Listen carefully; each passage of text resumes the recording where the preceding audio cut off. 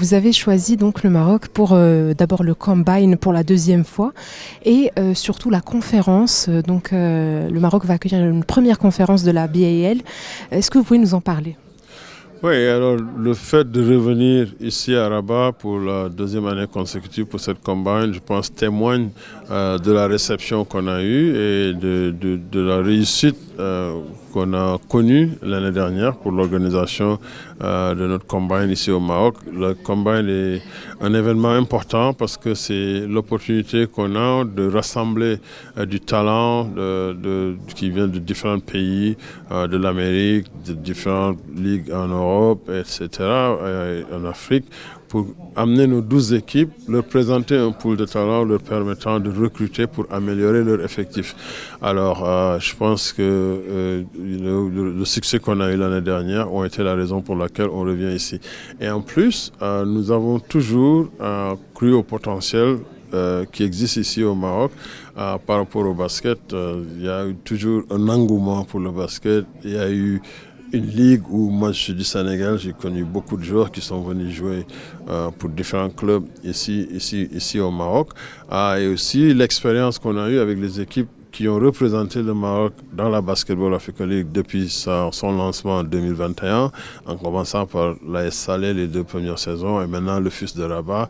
Le FUS de Rabat qui était en demi-finale l'année dernière et là qui est revenu pour représenter le Maroc. Ça va être l'équipe haute ici de notre Kalahari Conference. Nous comptons vraiment sur le potentiel que nous pensons qui existe ici en termes d'engouement pour attirer de nombreux spectateurs dans la salle Moulay Abdallah ou Sports Complex où nous allons jouer la Sahara Conference du 5 au 13 avril prochain. Monsieur le Président, vous avez parlé d'engouement, c'est essentiel, bien sûr, pour la BAL, le fait qu'il y ait beaucoup d'intérêt pour cette grande compétition de basketball africaine. Vous comptez sur une présence massive des supporters marocains? Absolument, et nous allons faire en tout cas tout ce que nous avons à faire pour exposer le produit, pour passer les informations, pour éduquer. Nous avons un représentant ici, Karim Nesba, qui est ancien joueur de l'équipe nationale du Maroc, qui travaille pour nous, qui va représenter la balle et la NBA ici au Maroc pour tout ce qui concerne les préparatifs.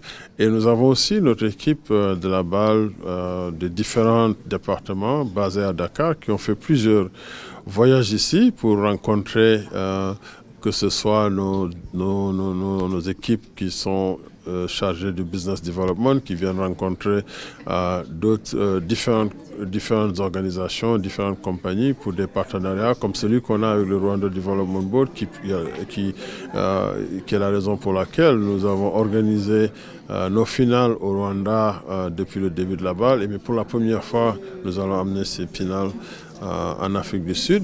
Il y a une rotation qui pourrait se faire, qui un jour pourrait voir les finales se jouer ici au Maroc, mais tout va dépendre comme je l'ai dit, on a réussi la combine l'année dernière, c'est la raison pour laquelle on est revenu, mais on va voir ce que l'organisation de la conférence ici va donner. Bon, la combine, je pense que c'est beaucoup plus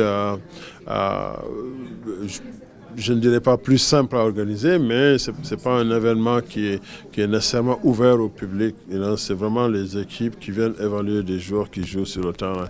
Je pense que cette année, le dernier jour, ils vont faire un All-Star Game le dimanche où le public pourrait venir.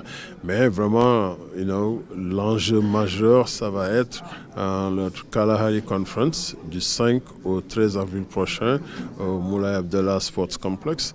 Et le FUS de Rabat va accueillir 3 autres équipes. Et nous n'avons pas fait la répartition de ces équipes pour le moment, mais ça fait partie d'une série d'annonces qu'on va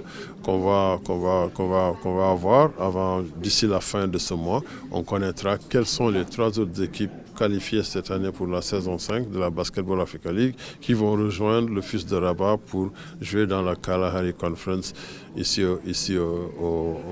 à Rabat. Mais nous comptons vraiment sur une mobilisation parce que le produit est attrayant partout où nous allons.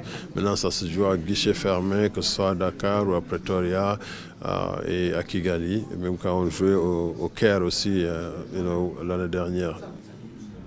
Vous avez parlé à maintes reprises du complexe Moulay Abdallah, donc des lieux qui vont accueillir donc la BAL cette saison. Qu'est-ce que vous pensez de cette infrastructure marocaine? Ouais, je pense que c'est connu que le Maroc a des infrastructures de classe mondiale. C'est pas un hasard que le prochain la prochaine Coupe d'Afrique des Nations de foot va s'organiser ici. Et puis aussi, on a la Coupe du Monde de foot de 2030 qui va avoir lieu ici pour que la deuxième fois en Afrique. Moi, je pense que j'ai visité il y a 2 ans, je crois, le centre d'entraînement de foot des équipes. C'est vraiment... on voit l'engagement à faire de l'élite, à faire du top du top. Et pour nous, à la Basketball Africa League, c'est notre ambition. Nous voulons vraiment motiver l'excellence dans tous les secteurs. L'excellence sur le terrain et en dehors du terrain. Alors nous voulons être en partenariat avec des entités, des pays, des leaders avec qui nous partageons ces valeurs. Parce qu'au bout du compte, c'est de mettre l'Afrique sur la scène mondiale par la grande porte. Nous sommes très ravis d'être ici pour cette 4e édition de notre combine que nous organisons au Maroc pour la nation de foot qui va avoir lieu